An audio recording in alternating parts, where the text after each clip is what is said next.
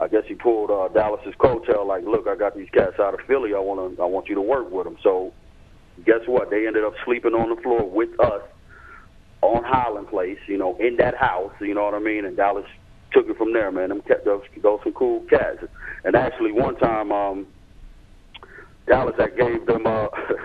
We was all chilling, and boys, the men wanted to get out of the house and go do their little thing around the A. Didn't really know they were around, but he let them take the little whip, take the car, and do their thing. Man, we get a call like 2 hours later. Them cats is in Grady Hospital because they banged in somebody else's car. So we go to the hospital, all 4 of them in neck braces, looking crazy. Man. So all them was they was around us, man. It wasn't nothing but a big family, Mm-hmm. Now you have to learn from that, man.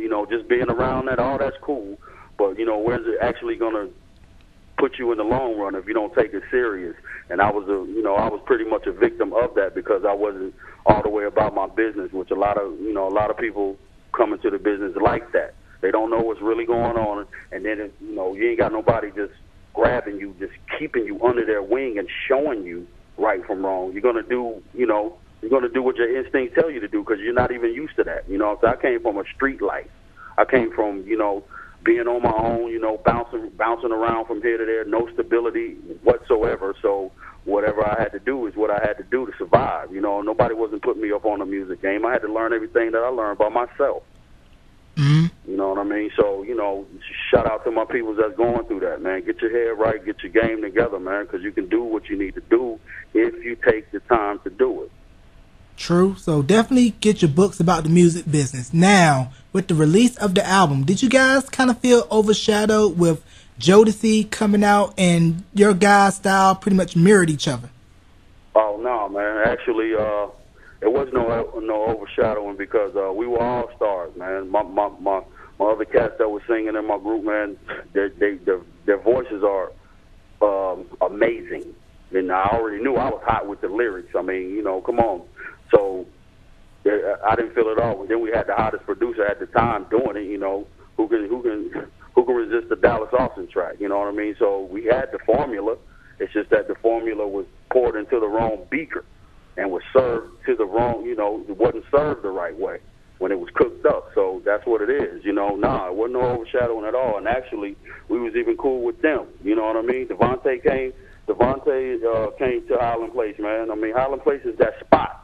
So if anybody's listening and know about Highland Place, y'all already know what I'm talking about. So, all of it, like a circle, man. What goes around comes around. Now tell me about the release of the album and Let's Get Naked being the lead-off single. Actually, that was a good look for me, and I was actually not only am I an artist, I'm also still a fan of a lot of people. And when we did that release.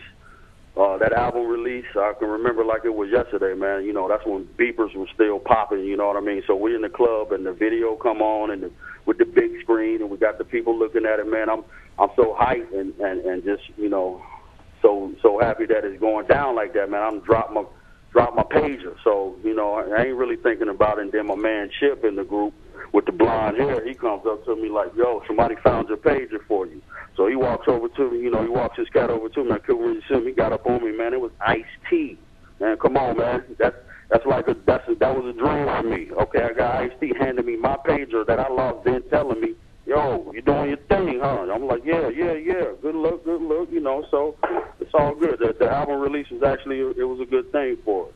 And some of my favorite cuts off that album was Of My Own, Can't Say the Word, If You Stay, and Let's Take a Dip, which I didn't know until recently was originally your guys' track because I first heard it off of A Few Good Men's album of the same name. Exactly, because you know what, not to cut you off, but you know why? LaFace knew they had the right material when they had us on the label. They just didn't want that to go to waste. So of course they slid it to the next group that was coming out. That is a hot song. And on songs like that, even though I ain't rapping, a lot of that's me just saying, just talking, saying little things here and there. So yeah, man, the album is still a banger, man. If somebody just gets the album and just listen to it today, a lot of those songs can go for things that's popping off right now. Because like I mentioned, If You Stay was one of my favorites. And when I first heard it, I was like, If you could get a pop boy group to redo it, it would be a smash hit because it definitely had like that pop sound to it. Oh, no doubt, no doubt. But you know what I'm saying? More power to them if they want to do it. But they still, as long as they know where it came from. I mean, I wasn't even mad when A Few Good Men came out with the Let's Take a Dip thing. You know, I was happy for them cats because I know that was a good song. And the man that even did that song, God rest his soul, Randy Rand. You know what I mean? He produced that track. You know what I mean? And he was, you know, fell into a misfortune and passed away like a year or two after that album was out. So yeah, man, it's all good. If anybody want to do something with that, as long as they know, you know, it's from them Highland Place Mobsters. You know, you gotta understand it. All right, you're listening to a special edition of The Time Machine on WUAG 103.FM. I'm interviewing Locc from the group Highland Place Mobsters. Now, how did you guys hook up with Robbie Neville of C'est La Vie fame for the For Your Mind remix? Actually, well, since Dallas was who he was, you know, a lot of people was reaching out to him to do remixes and things like that. And, of course, you know, his people's like, you know, me was still, you know, doing his thing, wanting to rap, and so he's still hungry, you know. He actually invited me to get on that track, and that's how I'm even on that remix, you know. And that was what was up, man, you know. Now, I felt, you know, I was loving it. I'm always gonna love it, especially somebody like Robbie Neville. I mean, you know, he's like, if you close your eyes and hear some of his songs, you would think he was black. So, you know, I'm loving it. It's all good. Now, what was it, in your opinion, that was so special about New Jack Swing and hip hop soul? What was special about it is because it combined a lot of things. You know what I'm saying? A lot of those tracks and a lot of those songs that people were making, they all have meaning behind them, man. It was a good time for a lot of people, but at the same time, it was a lot of drama popping off for a lot of people. So when they combined the two, the hip hop, you know, with the soul, the R&B, and everything like that, man, they had the remedy, they had the formula. You know, I keep bringing that word formula up because it's very important. They had it, you know, so that's why I'm pretty sure you're getting the listen-ins that you're getting now, and then people checking in on your site, man, because that music brings back a lot of memories. You know, whether they're good, majority good for a lot of people, but at the same time bad. It takes you to a whole nother era, because a lot of this that's out now, you know, I ain't knocking it. You know, people gonna do what they do, you know, but it ain't gonna be nothing like that ever. And one of the just knowing I had something to do with that era, you know, with the hip hop and what I do, you know what I'm saying, it makes me feel good. It always will. And one of the downsides about that era too, there were a lot of acts that came out very good, but of course, you know, label politics, and albums end up getting shelved, or you know, they end up getting dropped from the label altogether. Oh yeah, and that was, and to them, man, it ain't nothing but another tax write-off. It don't matter. It don't matter if you flop or not. You know what I'm saying? They still gonna get their money off top regardless. And then there you are, stuck. You know, if you don't have it together, you're gonna be stuck. You know, looking like, okay, what? But don't blame nobody. You know, if you're gonna blame somebody, look in the mirror and blame yourself. That's because you didn't have your game together. You have to have it together, man.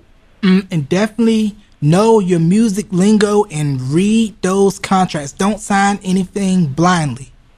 That's right. Because it's some stories and some things I can politic on as far as that goes. You know, putting people on blast. But you know, I ain't on that level no more. If I get at somebody the way I get at them, I'm gonna be talking subliminally, but they're gonna know exactly who I'm talking about, unless they make me just yell it out. And I'm trying to do my thing, man. So anything, I still feel like the day I even, you know, had my first contract, man, I'm still hungry. I'm starving. Matter of fact, I can't get full. So I'm eating my plate and I'm seeing something else and they playing with it and they're not going to eat up all that dinner. Guess what? I'm snatching it. I'm taking it.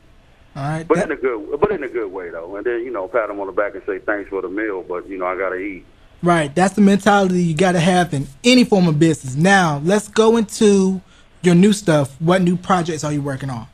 Well, I got my label, Boss Me Up Entertainment. You know what I mean? I'm doing my thing, and actually, Boss Me Up is a subliminal message, and I love it because